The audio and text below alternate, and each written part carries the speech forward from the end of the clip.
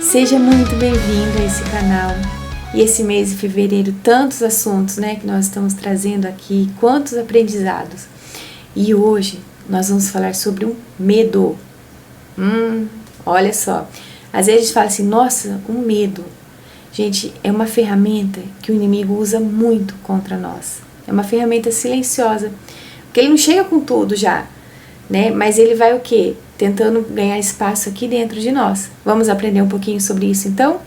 Então, o tema de hoje é: medo não governa quem anda com Deus. Mas Cidiane, nossa, profundo isso daí, Eu ando com Deus, então significa que eu não estou com Deus? Como que é isso? Calma, você já vai entender, tá? Aqui nós vamos entender como o inimigo usa essa ferramenta contra nós, tá? E não é aqui algo para te assustar, não, tá? Essa afirmação não é para assustar. Mas quando nós aprendemos, tá? Começamos a ter um entendimento maior, a gente começa a entender aonde que o inimigo está agindo e nos segurando, tá? É isso que nós vamos falar hoje aqui, tá bom? Aí no final você vai concordar comigo também. 2 Timóteo 1,7 diz assim: porque Deus não nos deu espírito de covardia, certo? Mas de poder, de amor e de domínio próprio. Então, gente, o espírito, ele gera o quê? Um domínio próprio, não confusão, tá? O medo, ele é uma das armas mais eficazes, eu falo, e silenciosas do inimigo contra nós, tá? Ele não precisa gritar, basta sussurrar, tá? Ele não precisa vir nos atacar de frente, ele paralisa aqui dentro. Então o medo, ele não tira necessariamente o nosso chamado, tá? Mas ele tenta tirar a nossa coragem de viver esse chamado, tá entendendo? Nós precisamos começar a olhar o medo não como nosso aliado, como nosso protetor, mas como nosso inimigo. Porque se ele paralisa, o Senhor nos chamou para algo, chamou você para algo, e o medo está te impedindo de você caminhar, se foi Deus que te chamou, agora te faço a pergunta: o medo é seu aliado ou está sendo seu inimigo nessa hora? Porque ele está fazendo com que você não cumpra aquilo que Deus pediu para você fazer. Tá entendendo? Paulo, quando escreveu isso para Timóteo, fortalecendo Timóteo, era um momento muito complicado que o Timóteo estava vivendo. Na época o Timóteo era jovem, e ele estava liderando uma igreja em meio a conflitos, ele precisava tomar decisões muito sérias. E aí, o medo, o Paulo identificou que o medo já seria o quê? Uma possibilidade real que poderia paralisar Timóteo. Paralisando Timóteo, a igreja não prosseguia, entende? Aí o Paulo chegou já tomando uma ação, falou: Timóteo, vamos lá. Ele simplesmente lembrou Timóteo o seguinte: Timóteo, o medo não vem de Deus. Eu estou falando com você também. O medo não vem de Deus. Talvez a gente não tenha aqui um Paulo agora nesse momento falando, mas o Senhor tem a palavra. Nós acabamos de ler. Se você está com um espírito de covardia, não foi Deus que te colocou, porque Ele não coloca um espírito de covardia dentro de nós. Mas sim do quê? De poder, de amor e de domínio próprio. Então a gente precisa confrontar. Lembra que a gente já falou sobre isso aqui, que todo pensamento precisa ser confrontado. Precisamos substituir os pensamentos pela verdade. Porque quando a gente desmascara o pensamento, aquilo lá falando, olha, é o inimigo que está lançando na minha mente, a gente já rompe com ele, a gente não prossegue mais, entende? Então, entendendo isso, gente, é libertador. Se não vem de Deus, e o medo não vem de Deus, ele também não deve nos governar. Não é verdade? E eu quero trazer aqui 5 pontos, 5 características do medo. Tá? O que o medo ele produz e o que também o espírito produz. Então o medo, primeiro, ele produz confusão. Já o espírito, ele produz domínio.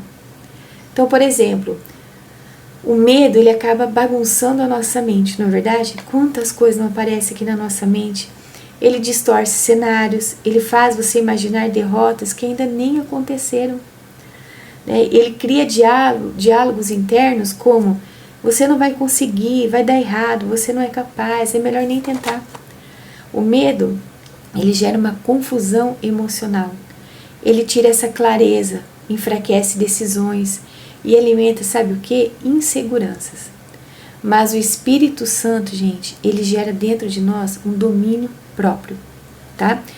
Mas o domínio próprio, ele não significa ausência de sentimentos, mas sim governo sobre eles, tá? Por exemplo, é sentir medo, mas não ser conduzido por ele. É ter emoções, mas não ser escravo delas. Quem anda com Deus não vive dominado pela instabilidade emocional. Tá? O Espírito, ele começa o quê? A reorganizar nossa mente, ajustar nossa mente, a organizar os pensamentos e trazer uma força interior também. Tá? Segundo ponto aqui, o medo paralisa, já o Espírito, ele nos fortalece.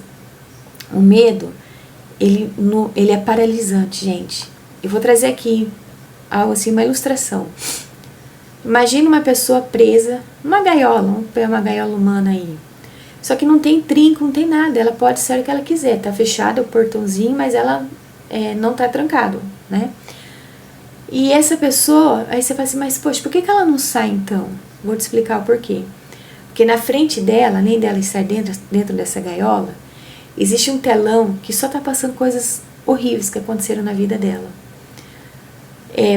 Problemas na infância com os pais, abandono, rejeição, crises emocionais, bullying, problemas de saúde, enfim. E ela fica assistindo tudo aquilo que ela já viveu de ruim. Sabe o que vai acontecer? Vai paralisar essa pessoa. Então o diabo não precisa trancar e não precisa colocar 10 cadeados para nos trancar. Basta o quê? Acreditarmos naquilo que ele está nos mostrando. Tá? Então o medo, sim, ele é paralisante.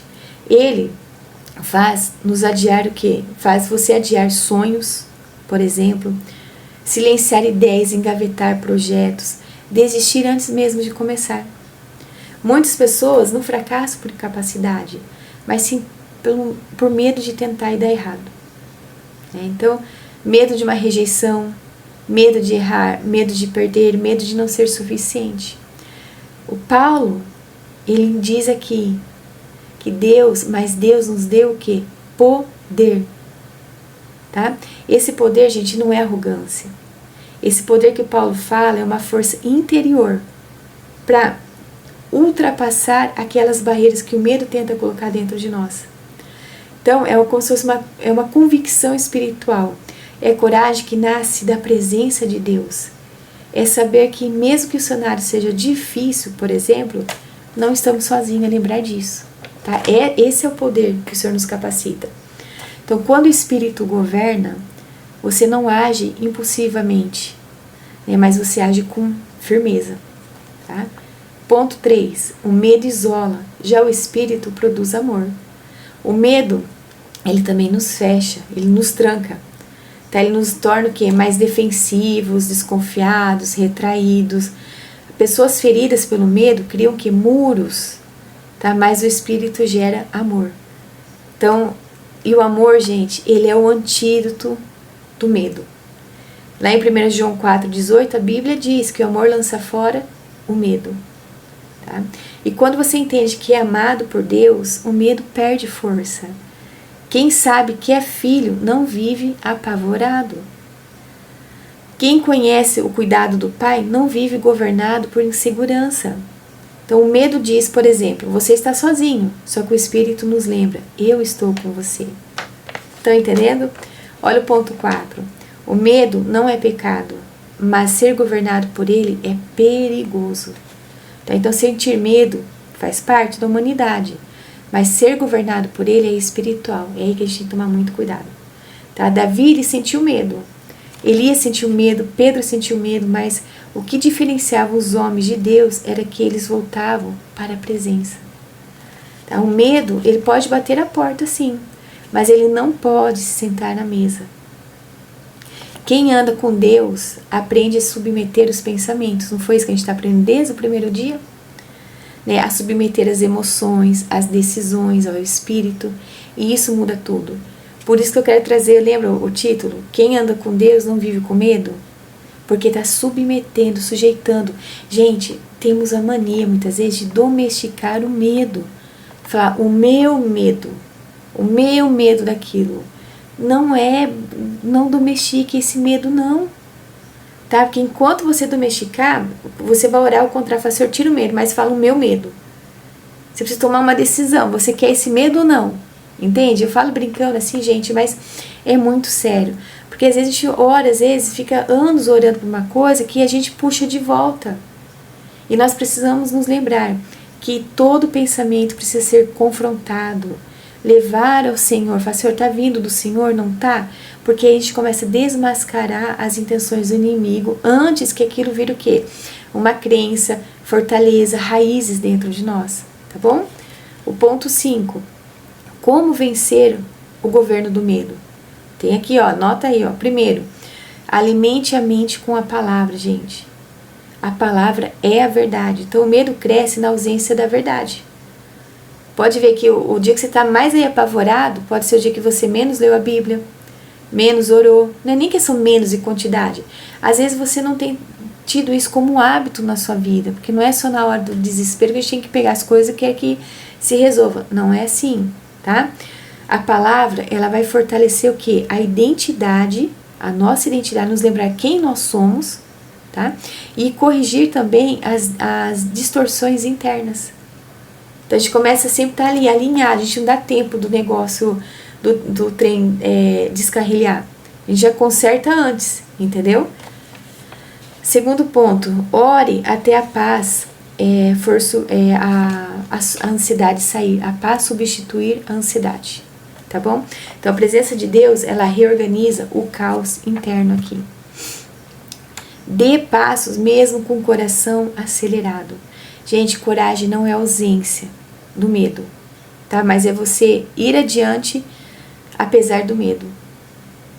Entendeu? E aí eu quero trazer algumas perguntas pra gente parar aqui e pensar um pouco. O que tem governado nossas decisões ultimamente? O medo ou o espírito? Temos deixado com que oportunidades passem assim por causa da insegurança? Perdido oportunidades? Ou temos silenciado a nossa voz por medo de sermos o quê? Julgados? Ou temos adiado projetos por medo de falhar? Tá? O Senhor nos dá talentos e tem a parábola dos talentos. Tá? Que esse talento que o Senhor te deu, você não enterre por medo, tá? Mas que você coloque hoje diante do Senhor, seja sincero com Ele. Fala, Senhor, eu tenho isso que o Senhor me deu, mas o medo tem me vencido até agora, mas isso vai mudar. E se posicione, tá? Essa voz que tantos anos você foi ouvindo, que é a voz do medo dentro de você, talvez se tornou familiar. Mas hoje é hora de você falar assim, você é um intruso, você não deveria estar aqui. E eu te rejeito em nome de Jesus. Dê esse passo a partir de hoje. Se o medo não vem de Deus, que nós aprendemos aqui, ele também não pode ter autoridade sobre a sua vida, tá bom? Deus te abençoe muito, que a partir de hoje, você lembre que você recebeu um espírito aí dentro de você, que não é um espírito qualquer não, tá? Mas que você se posicione e lembre-se, quando o medo tentar vir aí, te vencer, tentar te sequestrar, vamos usar essa palavra, né? Você lembre-se que você precisa confrontar mais os seus pensamentos. Porque o medo só vai conseguir espaço quando os pensamentos não são confrontados, eles são aceitos, tá? Então vamos ficar atentos aí, tá? Que Deus te abençoe muito, né? Compartilhe esse vídeo aí e até o próximo.